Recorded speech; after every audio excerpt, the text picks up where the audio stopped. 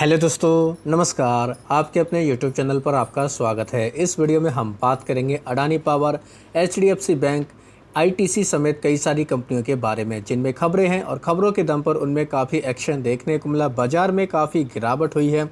कुछ कंपनियां ऐसी भी हैं जिनमें काफ़ी प्रेशर रहा है। तो क्या कारण है, सभी चीज़ों को लेकर डिस्कस करेंगे। तो वीडियो शुरू करने से पहले कहना चाहूँगा, अगर किसी ने चैनल पर फर्स्ट टाइम विजिट किया है तो चैनल को सब्सक्राइब कर लें और बेल आइकन को ज़रूर दबा लें। साथ ही हमारे दूसरे चैनल बिजनेस वर्ग, आप इसको भी सब्सक्राइब कर सकते हैं, बेल आइकन को भी हिट करके रख सकते हैं। सबसे पहले बात करेंगे बाजार के मूड एंड माहौल के बारे में। तो दोस्तों, माहौल तो काफ़ी ख़राब है। बाजार में लगातार गिरावट है। 200 पॉइंट से ज़्यादा का प्रेशर हमें निफ्टी 50 में देखने को मिला। सेंसेक्स में भी अगर देखें, यहाँ पर भी काफ़ी ज़्यादा प्रेशर है। तो ये गिरावट क्यों हो रही है दोस्तों, उसके पीछे का केवल और केवल एक बड़ा कारण है और उसी से बाकी कारण जुड़े हुए हैं। डोनाल्ड ट्रंप की तरफ से जो 25% के टैरिफ का ऐलान किया गया था, उसकी वजह से दोस्तों भारतीय बाज़ारों में प्रेशर है। हालांकि खबर देखने को मिली है कि इसको फिलहाल 7 दिन के लिए टाल दिया गया, यानी कि जो अमेरिका ने भारत के ऊपर टैरिफ लगाया उसको 25% का जो टैरिफ था उसको 7 दिन के लिए फ़िलहाल टाल दिया, यानी कि जो 1 अगस्त से लागू होना था वो अभी 7 अगस्त से लागू होगा। लेकिन ग्लोबली हम लोग को कुछ इंपॉर्टेंट खबरें देखने को मिली है। ट्रंप की तरफ से 92 देश ऐसे देखने को मिले जिन पर नए टैरिफ की लिस्ट जारी की गई। इनमें भारत पर 25%, पाकिस्तान पर 19%, कनाडा पर 35% का टैरिफ लगाया गया है। साथ ही अमेरिका ने इससे पहले पाकिस्तान पर 29% का टैरिफ लगाया था और सबसे ज़्यादा टैरिफ देखा जाए सीरिया पर इन्होंने 41% का टैरिफ लगाया है। तो इन सभी खबरों के बीच में ये जो अपडेट सामने है, इस वजह से बाजार में हमें ग्लोबली काफ़ी दिक्कतें देखने को मिली। अमेरिका का डाउ जोन्स का फ्यूचर ही देखा जाए तो ये भी दोस्तों 400 पॉइंट के आसपास प्रेशर में है। तो इस वजह से हमारे बाज़ारों पर भी इसका इम्पैक्ट देखने को मिला। ये कनाडा के ऊपर जो उन्होंने 35% का लगाया है, इससे कहीं ना कहीं दोस्तों हम लोग को ग्लोबली चिंताएँ बढ़ते हुए देखने को मिल रही हैं। तो यही एक बड़ी वजह है जिसकी वजह से काफ़ी ज़्यादा अनसर्टेनिटी देखने को मिल रही है। लगातार एफआईआई भारत से निकल रहे हैं। इस वजह से भी दोस्तों कह सकते हैं काफ़ी चौंकाने वाले अपडेट सामने आ रहे हैं और कुछ कंपनियों के रिजल्ट भी सामने आ रहे हैं। कुछ कंपनियों के रिजल्ट काफ़ी ख़राब आए हैं। इसकी वजह से भी बाज़ार के ऊपर इम्पैक्ट देखने को मिला है। तो ये थी कुछ वजह है। साथ ही एफआईआई का डेटा भी अगर देखेंगे तो वो भी काफ़ी इंपॉर्टेंट देखने को मिल जाएगा। पीएनबी हाउसिंग फाइनेंस की बात करेंगे, इस कंपनी में सबसे ज़्यादा प्रेशर देखने को मिला। 17% से ज़्यादा का दोस्तों इसमें हम लोग को डाउनफॉल देखने को मिला। रीजन क्या है, इस कंपनी के सीईओ हैं गिरीश। इन्होंने दोस्तों क्या किया है, कंपनी को छोड़ दिया है, रिजाइन कर दिया है। इस वजह से पीएनबी हाउसिंग फाइनेंस में इतना ज़्यादा प्रेशर आया क्योंकि इनके ऊपर काफ़ी ज़्यादा उम्मीदें थी और ये अब कंपनी को छोड़कर जा रहे हैं। तो इसके ऊपर हम लोग को काफ़ी ज़्यादा प्रेशर देखने को मिल रहा है। तो इस वजह से हम लोग को इस कंपनी में गिरावट देखने को मिली। तो चाहे आप इस अपडेट को डिटेल में जाकर भी पढ़ सकते हैं। दूसरी कंपनी है जो खबरों के दम पर काफ़ी फोकस में देखने को मिली, सुजुलॉन एनर्जी। ये कंपनी काफ़ी खबरों में रही है। इसके पीछे का रीज़न क्या है दोस्तों, इस कंपनी में 2 बड़े अपडेट हमें देखने को मिले हैं। पहला अपडेट ये है कि कंपनी को 381 मेगावाट का ऑर्डर मिला है। साथ ही दूसरा अपडेट ये है, इस कंपनी को एफएनओ सेगमेंट में ऐड कर दिया गया है। इस वजह से ये कंपनी हम लोग को काफ़ी खबरों में देखने को मिली। साथ ही दोस्तों एफआईआई डीआईएच का डेटा आ चुका है। 1 अगस्त का अगर डेटा देखा जाए तो दोस्तों डीआईएच की तरफ से 2718 करोड़ रुपये तक का माल खरीदा गया, जबकि एफआईएच की तरफ से 2821 करोड़ रुपये के आसपास का माल बेचा गया है। इससे पहले 31 जुलाई को भी दोस्तों हम लोग को काफ़ी बड़ा ट्रांजैक्शन देखने को मिला था। एफआईएच की तरफ से 5590 करोड़ रुपये तक का माल बेचा गया था। तो ये भी दोस्तों कहीं ना कहीं कह सकते हैं काफ़ी डेवलपमेंट देखने को मिल रहा है। तो ये भी कहीं ना कहीं दोस्तों बाजार में हमें एक इंडिकेशन दे रहा है। अडानी पावर की बात करेंगे, इस कंपनी में भी हम लोग को काफ़ी ज़्यादा फोकस देखने को मिला। कंपनी के रिजल्ट आए, रिजल्ट के साथ साथ कंपनी ने स्प्लिट का ऐलान किया है। रिजल्ट अगर देखें तो मिले जुले हैं। कंपनी का पैट 15% तक गिरकर आया है। साथ ही रेवेन्यू भी देखें, ये भी 6% तक हम लोग को दोस्तों गिर कर आते हुए देखने को मिला। लेकिन कंपनी ने स्प्लिट का ऐलान किया। 10 रुपये की फेस वैल्यू को 2 रुपये की फेस वैल्यू में स्प्लिट कर रहे हैं, यानी कि एक कंपनी को 5 टुकड़ों में ये दोस्तों बांट रहे हैं। तो इस न्यूज़ की वजह से ये कंपनी काफ़ी फोकस में देखने को मिली। हालांकि इसमें हमें प्रेशर ही देखने को मिला रिजल्ट आने के बाद भी, क्योंकि बाजार में भी प्रेशर था और ऑलरेडी कंपनी के रिजल्ट की वजह से इसमें हमें ख़राब रिएक्शन ही देखने को मिला।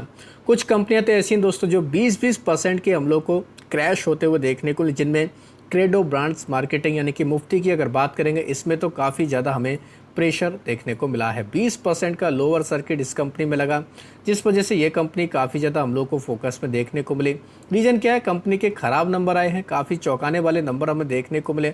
इस वजह से ये कंपनी काफ़ी ज़्यादा हम लोग को प्रेशर में देखने को मिली। तो चाहे आप इस कंपनी के रिजल्ट भी स्टडी कर सकते हैं।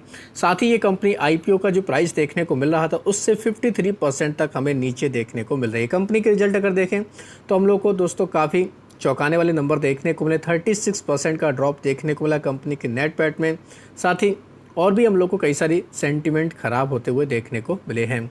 क्रेडो ब्रांड के साथ साथ एक और कंपनी ऐसी है जिनमें काफ़ी ज़्यादा हम लोग को प्रेशर देखने को मिला। हालांकि उसके नंबर तो ठीक ठाक थे, लेकिन कुछ और हम लोग को चैलेंजेस देखने को मिल रहे हैं। धानु का एग्रीटेक, इसमें भी 14-15% तक का करेक्शन देखने को मिला। एक दिन में इतनी ज़्यादा गिरावट इसमें देखने को मिली है, जिस वजह से ये कंपनी भी काफ़ी खबरों में देखने को मिली।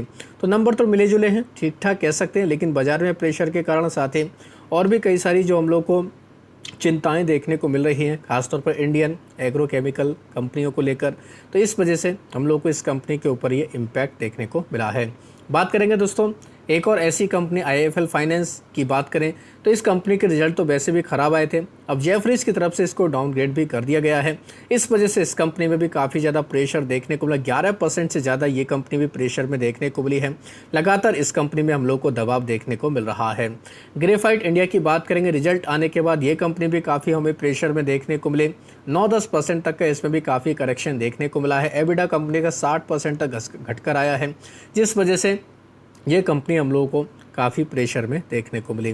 बात करेंगे दोस्तों आरआर काबिल के बारे में, रिजल्ट अच्छे रहे, लेकिन उसके बावजूद हम लोगों को 25% के टैरिफ का इम्पैक्ट इस कंपनी के ऊपर देखने को मिला, क्योंकि 2.5% का कंट्रीब्यूशन यूएस में इस कंपनी का देखने को मिलता है। 10% के आसपास एक्सपोर्ट इनकम का देखने को मिलता है। तो आरआर काबिल में हम लोग को थोड़ी दिक्कतें देखने को मिली। 7-8% की गिरावट भी हम लोग को इस कंपनी में देखने को मिली है।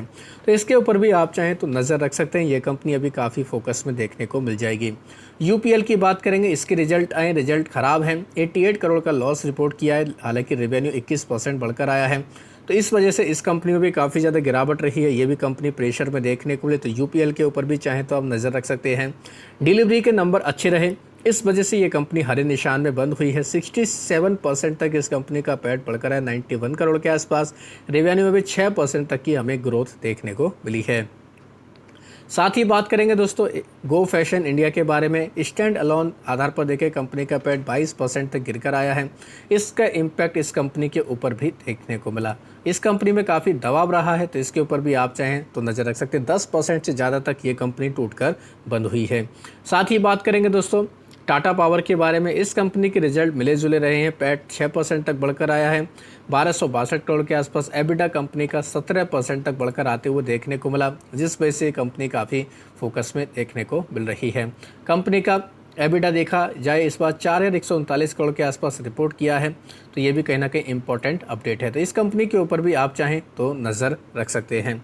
इनके अलावा बात करेंगे दोस्तों इंडसइंड बैंक के बारे में। इसकी चिंताएं लगातार बढ़ती जा रही है। इंडसइंड बैंक के ऊपर का जो मामला हमें देखने को मिल रहा था, उसमें दोस्तों काफ़ी गहराई से जांच होते हुए देखने को मिल सकती है, क्योंकि एमसीए की तरफ से कुछ कंसर्न उठाए गए हैं। सोर्सेज के मुताबिक ये हम लोग को न्यूज़ देखने को मिल रही है।